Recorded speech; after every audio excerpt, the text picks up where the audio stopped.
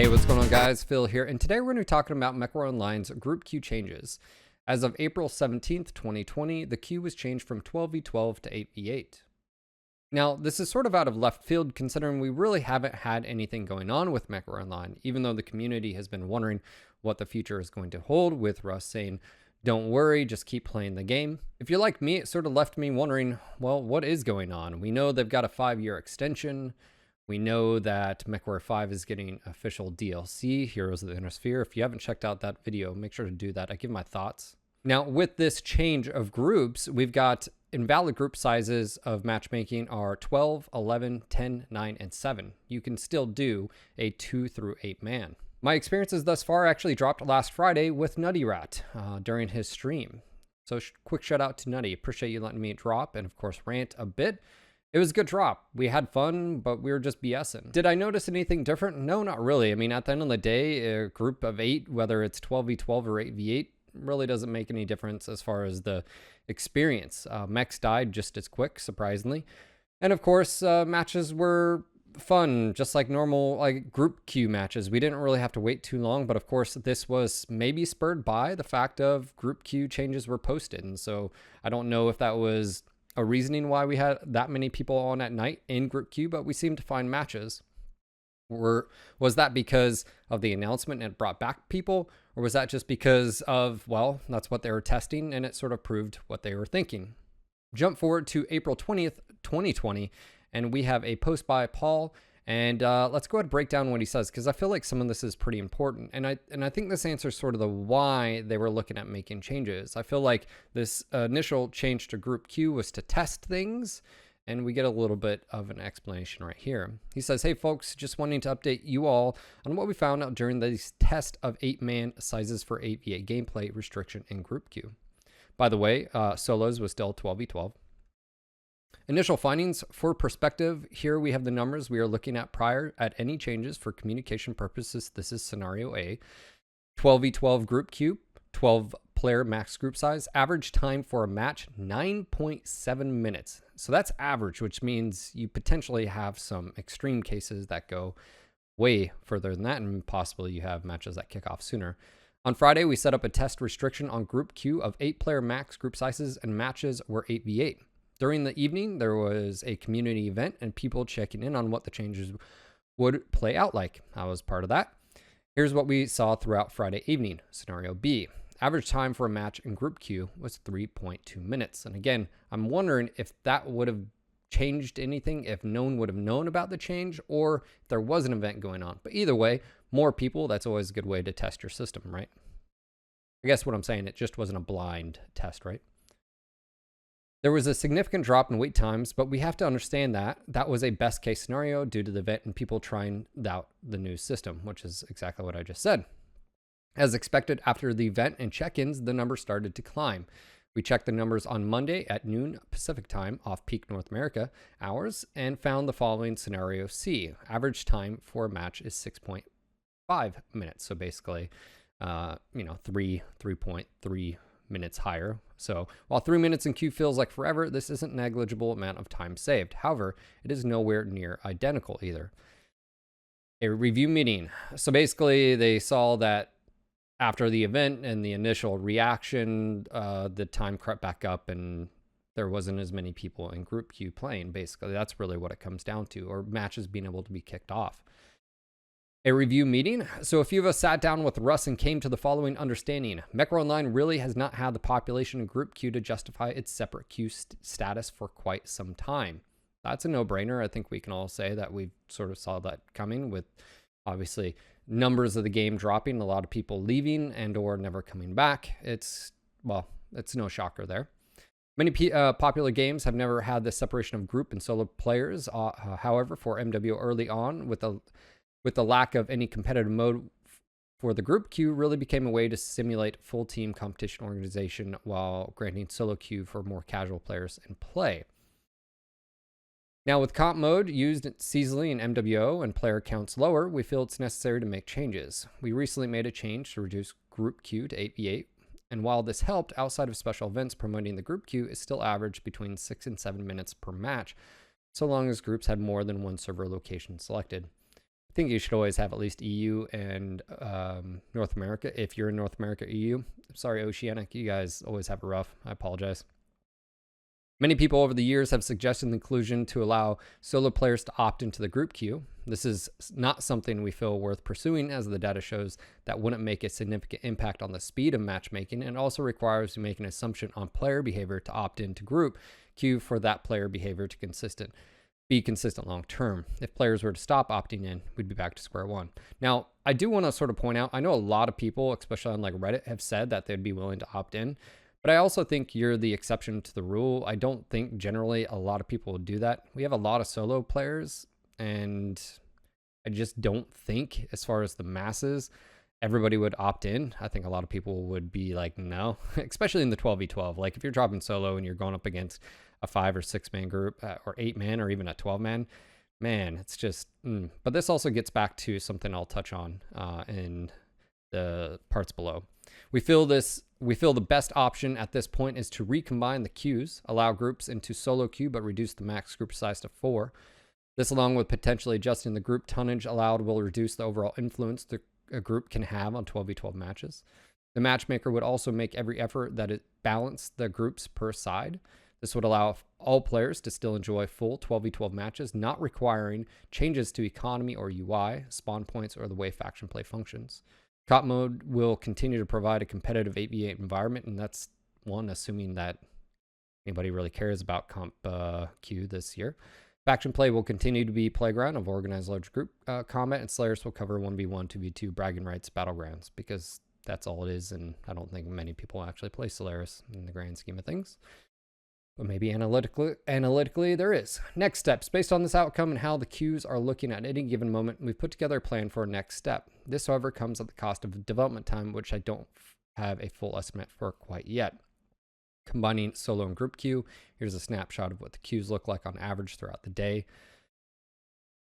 We have an explanation of what this graph means. In the image above, there is a ton of wasted match potential in the pictured situation. Those 2 and 8-man groups are going to sit there starved, waiting for a match to kick off while there's no further group in queue until a lot more groups show up and the queue is going nowhere. Even if groups start showing up, they still need to be in configuration that works. For example, that 8-man group is going to sit there until 2 2-man groups show up or a 4-man group shows up. No other group size configuration will help them out. If all these solo players were in the same queue, then matches would kick off in a few seconds. Max group size of 4. The reason behind reducing the max group size down from 8 is because the overall effect of a large coordinated group has on the match. If there was only an 8-man group in the queue and the game kicks off with all their positions being solo, the 8-man has a significant impact on the outcome of this match. This is sounding really familiar. I don't know if you've watched it my stream, which by the way, if you haven't, twitch.tv/NGNGTV, I've literally talked about the influence that large groups have on the outcome of matches. I've literally talked to this to death and how I felt that the group queue has been destroyed because of this. I'll get into that in a bit. If the team breakdown was one 8-man group on one side and all their positions filled with 2-man groups, the impact would only be slightly mitigated. Yeah. However, looking at the queue that has at the biggest 4-man groups, the matchmaker could easily fill matches very quickly, no matter what if the group size is 2, 3, or 4. If solos are filled in to fill vacant slots, this can be done again in seconds. Very good 4-man could have a healthy influence on the match, but is nowhere near the impact of an 8 or 12-man group. No, but they're 50% of the forces on the field, which is significant. I still don't think a 4-man is good in this situation. I think it's a good step, but I think if we're really honest, it should never be more than it. I know that you guys are probably going to hate this, a 2-man, max 3-man, especially in AV8. If you leave it 12v12, I think a 4-man is okay-ish, but I think you have to put some restrictions on that. I still think it would be better if max group queue, if it was 12v12, would be 3-man teams. You look at any other free-to-play title out there, and, well, there's a reason. It's called balance, which again, what PGI needs to do is balance player desire, right? The desire to play with friends and the ability to play with friends and any friends at any given time, right? So I do give that significance. I do think the large majority of population out there would want to keep the group queue and group size the way it is, just because, hey, I should be able to group with my friends, and that's what's always tough, and I don't envy their situation. But in my opinion, when groups were allowed to go bigger than 4 and we went up to 12v12, I believe, in my opinion, that was a Pandora's box that was opened, and it's very hard to shut. And I feel like that was the start of the downfall of group queue and balance. Now, I say that, I think that's always the difficult decision that PGI has to do, which is, do you balance off of your player population in general, right? And their desires to be able to drop with their friends? Or do you say, you know what, hey guys, our match quality comes first? Let's go to continue. Group team balancing. The matchmaker will put groups on opposing teams as much as possible. If there's only one group in queue, there's only so much the matchmaker can do. However, there are 2 groups in the queue, no matter what size. And another reason why 4-man max makes a lot of sense, it will put 1 group on team 1 and 1 group on team 2. Experience, economic balance. As pointed out in the feedback from this test, a rebalance of rewards payouts would have to occur if we were to put the game to 8v8. Leaving the game in 12v12 state negates this necessity and also prevents a few knock-on effects like the number of spawns on maps, the 3 lances in the dropship prep area, and other UI inconsistencies. Oh man, there's a lot to break down on this, and there's a few alternatives here. But I'd like to address a few things. One, I'm glad this communication is happening. Now, whether or not we will see any major impacts, I guess we will have to wait and see. But I have to be very clear. I think this is great. And thank you to PGI for doing this. And, you know, when they have this type of communication, I know you guys have had to deal with a lot of stuff over the years. But when they do stuff right, like communicate, you need to recognize that and say, yes, let's please continue having this discussion. Now, these are just my opinions when I say stuff like, well, I think, or whatever. Doesn't have any weight, guys. It's just my opinion. It doesn't mean I'm right. It doesn't mean you're right. It doesn't mean you're wrong, so forth and so on. It's just out of my years of it playing and seeing how the queue has shifted. I feel like the move to 8v8 isn't necessary. I see what they're trying to do. That if you go back to 8v8, for those that are wondering, you're reducing the mechs from 24 down to 16. I mean, that's a significant drop in firepower out there. Do I think it's necessary? I don't think it's necessary, right? I think 12v12 is fine, but it does reduce things. It makes every mech more important per se in their actions. So if you're really frustrated about team, let's just say your team members only doing X damage, potentially there's going to be put more weight on their shoulders too about their performance. So if you're worried about them struggling in a 12v12 scenario, right? Well, they're just 1 out of 12. Well, now they're 1 out of 8. I mean, that's a significant, challenge for them to overcome. So I do think there's that. Now, I understand the argument of less firepower on the battlefield, and I think that's valid. I would say that 12v12, the issue that we've seen is when groups were allowed to go bigger, people did so. And even a casual group, right, would have more coordination. Does that always mean they won? Heck no. But let's take best case scenario. Let's take a very top team. Let's talk about, EMP or JGX or 228 and all the other ones out there. Let's just say they drop in 12s because they have in the past, right? Even goofing off and taking non-meta and just goofing off, very lack of coordination, a 12-man group in EMP would not lose unless they ran into another 12-man competitive group in the queue, which didn't always happen, which was always confusing. And only if that other group was a little bit more serious. And this actually happened more often than not in the group queue that I've seen in the past, which was really competitive units would have fun and stuff until they couldn't have fun anymore and they had to take out the metamex, which isn't a problem. They wanted that sort of competitive feel, right?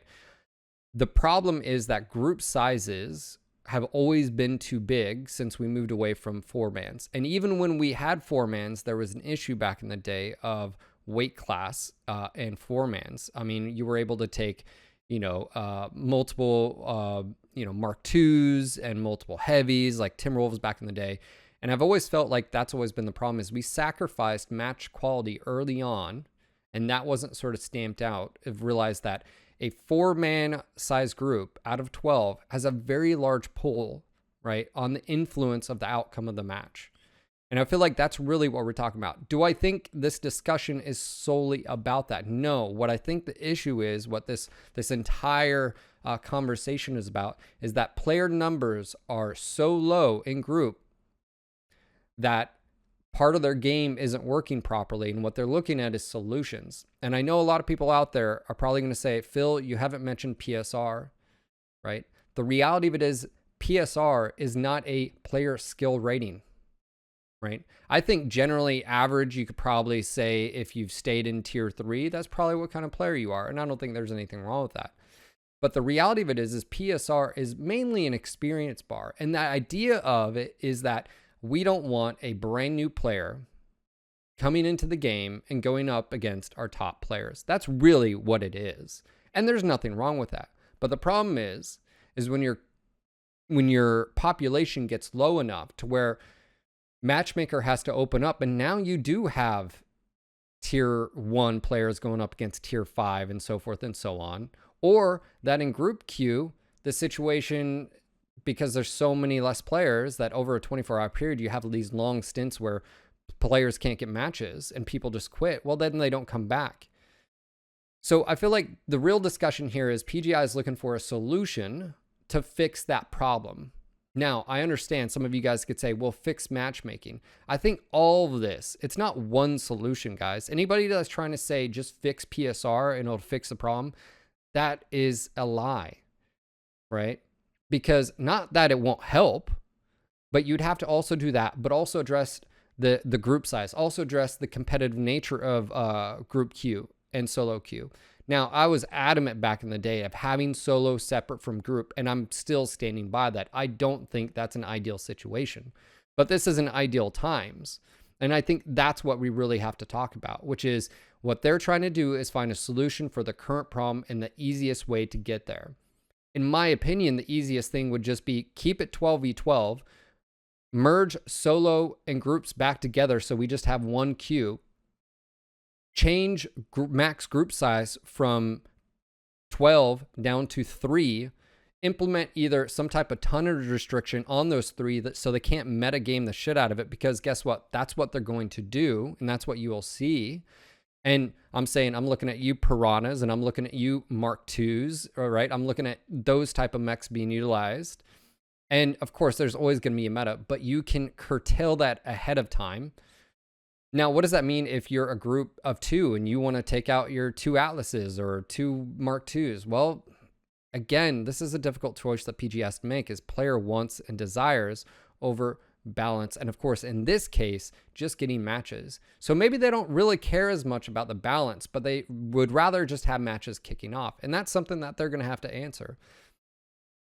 But this has been a long-standing issue, and I feel like it's one of those things where we have multiple different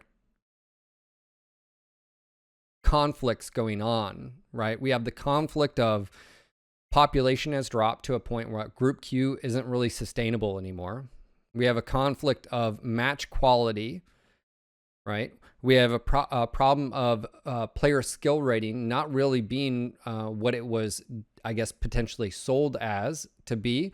But the reality of it is what it actually is. It's just a matchmaker to get matches, and it's really not based on skill. And if that's what it is, that's fine. And I believe that's sort of what Paul has said in the past, but it's being construed as an actual skill rating.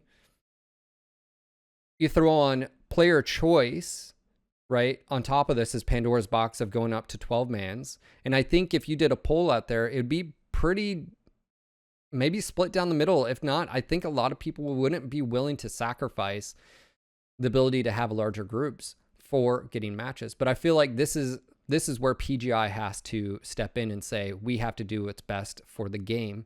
And that best what's for the game may not necessarily be what some players want. Now, the question is the resulting changes going to actually affect you or I playing the game? And I would probably say yes, it would. I'd love to see these communication, let's put it up to test. And that's where I'm at right now is, yes, I have my opinion, but it doesn't mean I'm right and you're wrong. No, you could share a completely different opinion. My point being is, let's test it. Paul, if you're listening to this, test it. Let's test it. Do 12v12, leave it as is. Reduce group sizes down to 3 or 4. Implement some type of tonnage restriction that makes sense so people can't just game the shit out of it. Or maybe you don't care and you just do a flat whatever percent. And let's see how solos and groups are. My main issue as a solo player dropping is I just don't want to drop in a match and know that because there is so many groups on the other side, I have very little impact.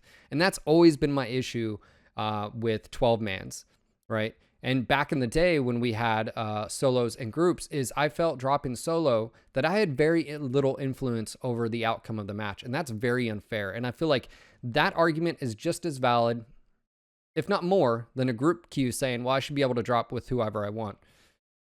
Both experiences are valid, but at the end of the day, that's where PGI has to draw the line. So anyways, this is a pretty in-depth look at their group queue changes, the update that we got from Paul here on April 20th, and of course, my thoughts. But at the end of the day, what I'd love to hear from you guys is, how do you feel about it? Do you care? Do you like 12v12? Do you think 8v8 would change anything? Do you think going 4-mans is the right way to go? Do you think 3-mans, 2-mans? What are your thoughts on this entire subject? Do you actually think that PSR has a bigger role into this discussion and I'm missing something? Because I'm fallible. I just feel like it's multiple things going on and not just one thing. Post your thoughts down below in the comment section. I'd love to do a follow-up. And of course, I'm sure we will get a follow-up from Paul and of course PGI in this case of what their solution is going to be. Right now, we don't really know what kind of time frame they're talking about. But if I was to guess, it would be probably pretty quick, because group queue is a big part of their game. All right, guys, that's going to be it for this little update and news blurb. We've covered a lot of things. And again, I'd love to hear back from you directly. If you enjoy this kind of conversation, make sure to like and subscribe to the YouTube channel. It's down there in the corner. And of course, if you click that little bell, you'll get notifications when I go live with a new video. Don't forget, speaking of live, I do stream every single Monday through Friday, and sometimes on the weekends, but Monday through Friday, 1 p.m. to at least 5 p.m. Eastern, every single day at twitch.tv/NGNGTV, where I actually engage in conversations like this on a daily basis. All right, guys, that is going to be it for me. Again, just want to say thank you again for listening and watching, and thank you for the discussion we're about to have. Until next time.